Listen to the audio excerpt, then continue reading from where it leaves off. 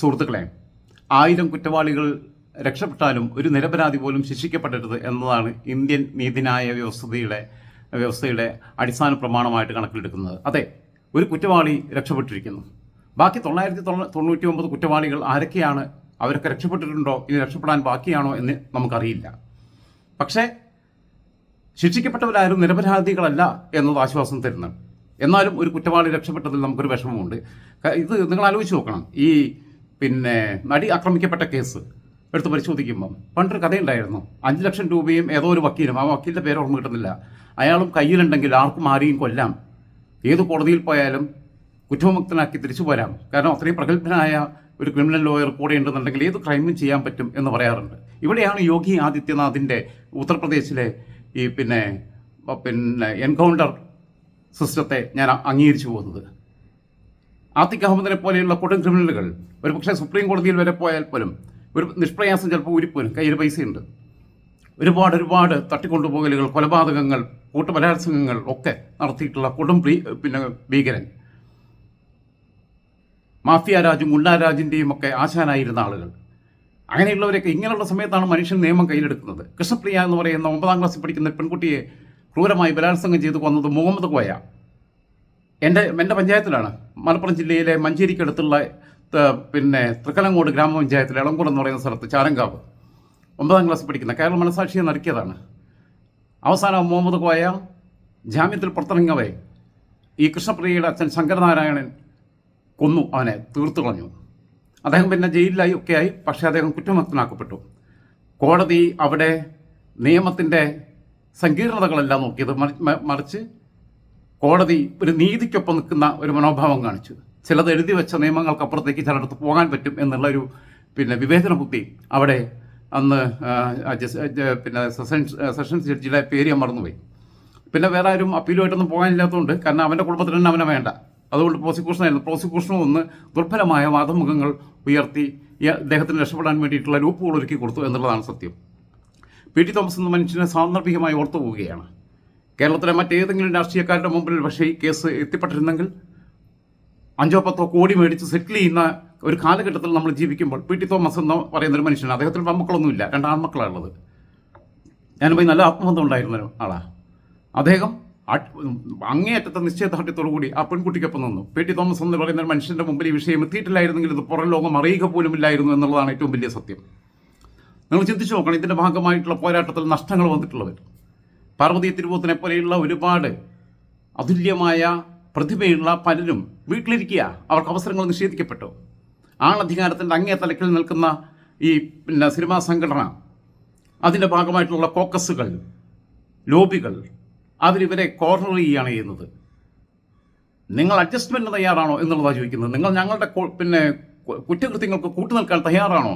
അങ്ങനെയാണെങ്കിൽ നിങ്ങൾ ഫീൽഡിൽ മതി, ഇല്ലെങ്കിൽ നിങ്ങൾ ഫീൽഡ് ഔട്ടാണെന്നാണ് പറയുന്നത്. ദിലീപ് തന്നെ കാവ്യയെക്കുറിച്ച് ഒരു അഭിമുഖത്തിൽ പറയുന്നത് എനിക്ക് എൻ്റെ മകളെ പോലെയാണ് എന്ന് ആണ്. കാരണം ദിലീപ് സിനിമയിൽ ചന്ദ്രൻ ഉദിക്കുന്ന ദിക്കിലാണെന്ന് തോന്നുന്നു ആദ്യം ഒരുമിച്ച് അഭിനയിക്കുന്നത്. ആ സമയത്ത് കാവ്യ ചെറിയ കുട്ടിയാണ്, 14 വയസ്സേ ഉള്ളൂ. മകളെ പോലെയാണെന്ന് പറയുന്നു. നമ്മൾ പറയാറുണ്ട് ചിലർ നമ്മുടെ സുഹൃത്തുക്കളുടെ ഭാര്യമാർ, സഹോദരിമാർ ഒക്കെ നമ്മളെ സഹോദരിമാരെ പോലെ തന്നെയാണ്. പക്ഷേ ചിലപ്പോൾ നമുക്ക് സുഹൃത്തിൻ്റെ സഹോദരിയോട് ചിലപ്പോൾ അങ്ങനെ പ്രണയം തോന്നുന്നവരുണ്ടാവും, പിന്നീട് വിവാഹത്തിലേക്ക് എത്തുന്നവരുണ്ടാവും, ഒക്കെ ഉണ്ടാവും. അപ്പോൾ സഹോദരി എന്നുള്ള ആദ്യത്തെ ആ കോൺസെപ്റ്റിലേക്ക് മാറ്റം വരും. ചിലപ്പോൾ സുഹൃത്ത് മരിക്കുമ്പോൾ സുഹൃത്തിൻ്റെ ഭാര്യ വിവാഹം കഴിക്കുന്നവരുണ്ട്. അവിടെ ആ സങ്കല്പത്തിൽ മാറ്റം വരാം. അത് സ്വാഭാവികമായി സംഭവിക്കുന്ന ഒന്നാണ്. എനിക്കറിയാവുന്ന ഒരുപാട് പേരുണ്ട്. ഭാര്യ മരിച്ചപ്പോൾ ഭാര്യയുടെ സഹോദരി വിവാഹം കഴിച്ചപ്പോൾ, ഭർത്താവ് മരിച്ചപ്പോൾ ഭർത്താവിൻ്റെ സഹോദരനെ വിവാഹം കഴിച്ചവർ, അങ്ങനെയുള്ളവരൊക്കെ ഞങ്ങളുടെ നാട്ടിലൊക്കെ പലരും ഉണ്ട്. എനിക്കറിയാവുന്ന പലരും ഉണ്ട്.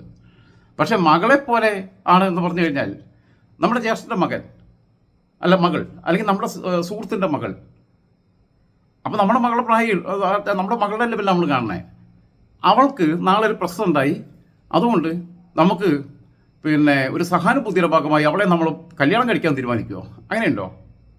കല്യാണം കഴിക്കാൻ പറഞ്ഞാൽ അത് അതിനകത്ത് എല്ലാം ഉണ്ടല്ലോ, സെക്സ് ഉണ്ടല്ലോ, ഒക്കെ ഉണ്ടല്ലോ. അങ്ങനെ സങ്കല്പിക്കാൻ പോലും പറ്റുമോ? മകളെ പോലെ എന്ന് പറഞ്ഞ് ദിലീപ് ഇൻ്റർവ്യൂ കൊടുത്തിട്ട് അത് കഴിഞ്ഞിട്ട് ദിലീപ് വിവാഹം കഴിക്കുന്നു. അവർ പറഞ്ഞ ന്യായീകരണം എന്താ? ഞാൻ കാരണം ഒരുപാട് അപവാദ പ്രചാരണങ്ങൾക്ക് ഇരയായതുകൊണ്ടുള്ള സഹാനുഭൂതി കൊണ്ട്. അങ്ങനെയാണെങ്കിൽ ദിലീപിന് വേറെ ആരെങ്കിലും കണ്ടെത്തിയാൽ പോരെ? കാവ്യയ്ക്ക് സ്വത്തുണ്ട്, ദിലീപിന് സ്വത്തുണ്ടൊക്കെ ഉണ്ട്. അങ്ങനെയുള്ള സ്നേഹം ഉണ്ടെങ്കിൽ വേറൊരു പയ്യനെ കണ്ടുപിടിച്ച് കല്യാണം നടത്തി കൊടുക്കാൻ മുൻകി എടുക്കുകയല്ലേ വേണ്ടത്? ഇതൊക്കെ മലയാളികൾ ഇത്രയും വിഡ്ഢികളാണല്ലോ എന്ന് ആലോചിച്ച് നോക്കുന്നത്. മകൾക്ക് കല്യാണം നടന്നിട്ടില്ലാണ്ടെങ്കിൽ ഏതെങ്കിലും അച്ഛൻ പോയിട്ട് മകളെ ആരും കിട്ടുന്നില്ല, അതുകൊണ്ട് അച്ഛനെ കല്യാണം കഴിക്കാൻ തീരുമാനിക്കുമോ? ഇതൊരു ദുബായ് പ്രോഗ്രാമിനിടയിലായിട്ടുള്ള ചില കാണാൻ പാടില്ലാത്ത സാഹചര്യത്തിൽ കണ്ട വിവരങ്ങൾ ഈ ഇരയാക്കപ്പെട്ട നടി മഞ്ജുവിൻ്റെ അടുത്ത് അറിയിച്ചു എന്നുള്ളതാണ്. അതിൻ്റെ ഭാഗമായിട്ടാണ് റൈവറി വരുന്നത്. നിങ്ങൾ അറിയണം, കരിയറിൻ്റെ പീക്കിൽ നിൽക്കുമ്പോൾ മഞ്ജുവിൻ്റെ മുമ്പിൽ ദിലീപൊന്നും ഒന്നുമല്ല. നമുക്കറിയാം, പത്രം എന്ന സിനിമയിൽ അതിനകത്ത് ശരിക്കും നായകൻ സുരേഷ് ഗോപിയാണ്. സുരേഷ് ഗോപിക്കൊന്നും റോളില്ല, പക്ഷേ വില്ലൻ കഥാപാത്രം എൻ.എഫ്. വർഗീസാണ്. എൻ.എഫ്. വർഗീസ് തന്നെ പറഞ്ഞിട്ടുണ്ട് മഞ്ജുവിൻ്റെ മുമ്പിലെ പകച്ചു നിൽക്കുകയായിരുന്നു. മഞ്ജുവും എൻ.എഫ്. വർഗീസും കൂടി തകർത്തഭിനയിക്കുകയാണ്. കന്മതം എന്ന സിനിമയിൽ അതിൽ മോഹൻലാലും ലാലും ഒക്കെ ഉണ്ട്. മഞ്ജു അവരോടൊപ്പത്തിനൊപ്പമുള്ള മത്സരമാണ്. അങ്ങനെ ഒരു നമ്മൾ പറയാറുണ്ട് ലേഡി സൂപ്പർ സ്റ്റാർ എന്ന് പറയാറുണ്ട്. എനിക്ക് സൂപ്പർ സ്റ്റാർ എന്നും മെഗാസ്റ്റാർ എന്നും പറയുന്ന വാക്കുകളോട് യോജിപ്പുള്ള ഒരാളല്ല. പക്ഷെ അഭിനയ രംഗത്ത് അത്ര ചെറുപ്പത്തിലെ എത്താവുന്ന അങ്ങേ ഏറ്റവും ഉയരങ്ങളിലേക്ക് എത്തുകയും പ്രതിഭയുടെ നല്ല ഘട്ടത്തിൽ, നല്ല പ്രായത്തിൽ, 10-18 വയസ്സിൽ ഇഷ്ടപ്പെട്ട ആളുടെ കൂടെ പോകുമ്പം മറ്റുള്ള ഈ സിനിമയുടെ ഈ ലോകം വേണ്ട, ആ തിളക്കമുള്ള ലോകം വേണ്ട, ഞാനും എൻ്റെ ഭർത്താവും എൻ്റെ കുടുംബവും എന്ന് പറഞ്ഞ് വീട്ടിലേക്ക് ഒതുങ്ങിക്കൂടിയ, അടുക്കളയിലേക്ക് ഒതുങ്ങിക്കൂടിയ ഒരു വീട്ടമ്മയാണ് മഞ്ജു. അവരന്നേ കരിയറിൽ തുടരുകയാണെന്നുണ്ടെങ്കിൽ ഒരുപക്ഷേ ഇന്ത്യ കണ്ട എക്കാലത്തെയും ഏറ്റവും മികച്ച നടിയായിട്ട് മാറുമായിരുന്നു. ഏറ്റവും കൂടുതൽ അവാർഡുകൾ നേടിയ നടിയായിട്ട് മാറുമായിരുന്നു. 10-15 വർഷം വീട്ടിലിരുന്നു. 15 വർഷത്തിലേറെയോളം വീട്ടിലിരുന്നു. പിന്നീടാണ് വീണ്ടും അവർ രംഗത്തേക്ക് വരുന്നത്. അപ്പോൾ എല്ലാം ത്യജിച്ചാണ് പോകുന്നത്. അതുമല്ല, ഒരു ജീവനാംശ കേസ് കൊടുത്തിട്ടില്ല, ഗാർഹിക പീഡന കേസ് കൊടുത്തിട്ടില്ല. സാധാരണ 498A ഉൾപ്പെടെയുള്ള വകുപ്പുകൾ ചുമത്തിയിട്ട് വേണമെങ്കിൽ കേസ് കൊടുക്കുന്ന രീതിയുണ്ട് നമ്മുടെ നാട്ടിൽ. ഒന്നിനും പോയില്ല, എനിക്കൊന്നും വേണ്ട എന്ന് പറഞ്ഞിട്ട് ആ കാലം വരെ ഉണ്ടാക്കിയതെല്ലാം ഉപേക്ഷിച്ച് 0-ൽ നിന്നും തുടങ്ങി വീണ്ടും ഒരു പെണ്ണ് വിചാരിച്ചാൽ, പെണ്ണൊരുമ്പിട്ടാൽ എന്തൊക്കെ പറ്റുമെന്നുള്ളത് നമ്മളെ സാധിച്ചു തരുന്നതാണ്. ബാക്കിയുള്ള പെൺകുട്ടികൾ കൂടി ആത്മവിശ്വാസം പകർന്നു കൊടുക്കുന്ന സമീപനമാണ് മഞ്ജുവിൻ്റെ ഭാഗത്തുനിന്നുണ്ടായത്. പാർവതി വീട്ടിലിരുന്നാലും ശരി, ജോലിയില്ലെങ്കിലും ശരി, ചായക്കടയിൽ ചായ അടിക്കാൻ പോയാലും ശരി, മേശ ഉടയ്ക്കാൻ പോയാലും ശരി, ഞാനിതൊരു കോംപ്രമൈസ് ചെയ്യില്ല എന്ന നിലപാടെടുത്തിട്ടുള്ള അങ്ങനെയുള്ള ഒരുപാട് പേരുണ്ട്. എല്ലാവരുടെയും പേര് ഞാൻ പറയുന്നില്ല എന്നുള്ളതാണ്. ഇതൊക്കെ നമുക്ക് ദുബായ് പ്രോഗ്രാമിൻ്റെ ഇടയിലൊക്കെ പലതും നടക്കാറുണ്ട്, പല അഡ്ജസ്റ്റ്മെൻറ്റുകളും നടക്കാറുണ്ട്. സ്പോൺസേഴ്സ് തന്നെ പറയും ചിലപ്പോൾ ചില കാര്യപ്പെട്ട ആർട്ടിസ്റ്റുകൾ ഈ അഡ്ജസ്റ്റ്മെൻറ്റിന് ഈ കടപ്പുറം പങ്കിടാൻ തയ്യാറാവില്ലെങ്കിൽ അതിന് പറ്റുന്ന ചില ജൂനിയർ ആർട്ടിസ്റ്റുകളെ കൂട്ടത്തിൽ കൊണ്ടുപോകും. അവർക്ക് കൊടുത്തിച്ച് റോളൊന്നും ഉണ്ടാവില്ല പ്രോഗ്രാമിൽ.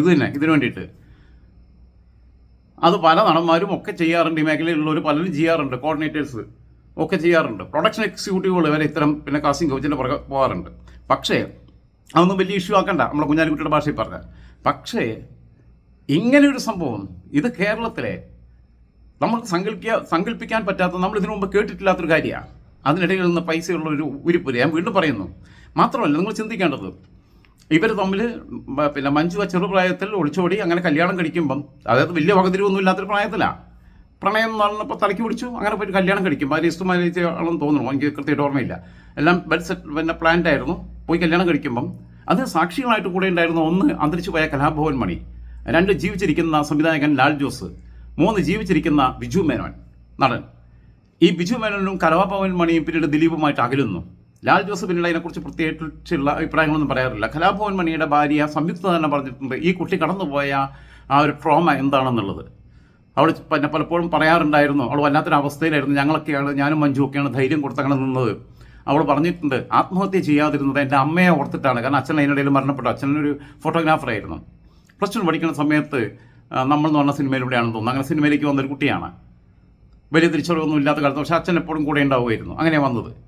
അപ്പോൾ ഞാൻ പറയുന്നത് ബിജു മേനോനും കലാഭവൻ മണിയും ഒക്കെ എന്തുകൊണ്ട് മഞ്ജുവിനോട് പിന്നീട് ബന്ധം പുലർത്തുകയും ദിലീപുമായിട്ടുള്ള ബന്ധത്തിൽ നിന്ന് അകൽച്ച ഉണ്ടാവുകയും ചെയ്തു എന്നതിൻ്റെ കാരണങ്ങൾ എടുത്തു പരിശോധിച്ചാൽ മതി. ഒരാളെ തകർക്കാൻ വേണ്ടി ഇങ്ങനെ കൊണ്ടുവരാനാണെന്നുണ്ടെങ്കിൽ പൃഥ്വിരാജും ദുൽഖർ റഹ്മാനും ഒക്കെ ഇന്ത്യയിൽ തന്നെ അറിയപ്പെടുന്ന താരങ്ങളായിട്ട് മാറിയില്ലേ? അവരെന്തായാലും തകർക്കുന്നില്ലല്ലോ. ഒരു കാലത്ത് ഇവരുടെയൊക്കെ സിനിമകൾ വരുമ്പം അതിൽ കൂക്കാൻ വേണ്ടി പേട്ടൺ ഫാൻസ് എന്ന് പറഞ്ഞ ഫാൻസ് ഉണ്ടാക്കി തിയേറ്ററിലേക്ക് ആളുകളെ പൈസ കൊടുത്ത് പറഞ്ഞയച്ചിട്ടുള്ള ആളുടെ ക്രിമിനൽ ഗൂഢാലോചന, ക്രിമിനൽ ബുദ്ധി എന്താണെന്നുള്ളത് അറിയാവുന്നത് കൊണ്ടാണ് AMMയുടെ ആഭിമുഖ്യത്തിൽ ഈ നടി ആക്രമിക്കപ്പെട്ട സംഭവത്തിൽ പ്രതിഷേധ യോഗം ചേർന്നപ്പോൾ ആ യോഗത്തിൽ വെച്ചിട്ട് മഞ്ജു വാര്യർ പറയുന്നത് ഇതിന് പിന്നിൽ ക്രിമിനൽ ഗൂഢാലോചനയുണ്ട് എന്ന് പറയുന്നത്. കാരണം എല്ലാ ഫാക്ട്സും അവരുടെ മുമ്പിലുണ്ട്. അതെന്താണെന്നുള്ളത് മാത്രം, ഇതെങ്ങനെ ഓപ്പറേറ്റ് ചെയ്തു എന്നുള്ളത് മാത്രം അവർക്കറിയാത്തത്.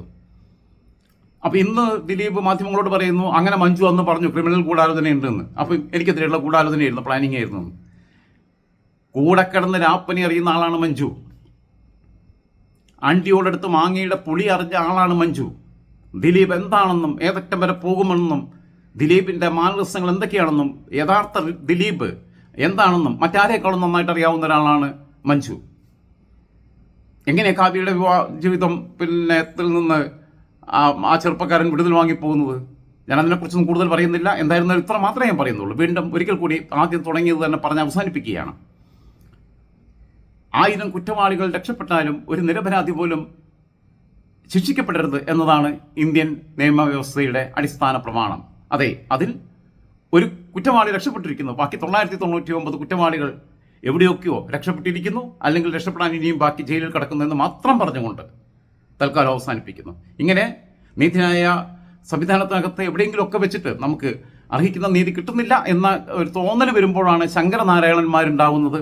അവിടെയാണ് യോഗി ആദിത്യനാഥിൻ്റെ പോലീസിൻ്റെ എൻകൗണ്ടർ അറ്റാക്കുകൾ ഉണ്ടാവുന്നത് എന്നുകൂടി സാന്ദർഭികമായി സൂചിപ്പിച്ചുകൊണ്ട്, ഇത് ഒരിക്കലും കോടതി അലക്ഷ്യമായിട്ടൊന്നുമല്ല. കോടതിയൊക്കെ ബഹുമാനിക്കുന്നു. അവരുടെ മുമ്പിൽ വന്നിട്ടുള്ള ബാക്കിയുള്ള കാര്യങ്ങളിലും വെച്ചിട്ടും ആർഗ്യുമെന്റ്സ് വെച്ചിട്ടൊക്കെയാണ് അവർ വിധി പറയുന്നത്. എന്തായിരുന്നാലും മേൽക്കോടതികളിലേക്ക് കേസ് പോകട്ടെ. ഇപ്പോഴും ഞാൻ അതിജീവിതയ്ക്കൊപ്പം തന്നെയാണ്. അവൾ ഇരയല്ല, അവൾ അതിജീവിത എന്ന വാക്ക് തന്നെയാണ് ഉപയോഗിക്കാൻ ആഗ്രഹിക്കുന്നത്. അതേപോലെ മഞ്ജു വാര്യർ, സംയുക്ത മേനോൻ, അതേപോലെ പാർവതി തിരുവോത്ത് തുടങ്ങി ആ മേഖലയിൽ ഭാഗ്യലക്ഷ്മി തുടങ്ങിയിട്ടുള്ള ഒരുപാട് പേരെ, പി.ടി. തോമസ് ഏറ്റവും പ്രധാനപ്പെട്ടത്, അവരെല്ലാവരെയും ഈ അവസരത്തിൽ ഓർക്കുകയാണ്. ലാൽ സലാം.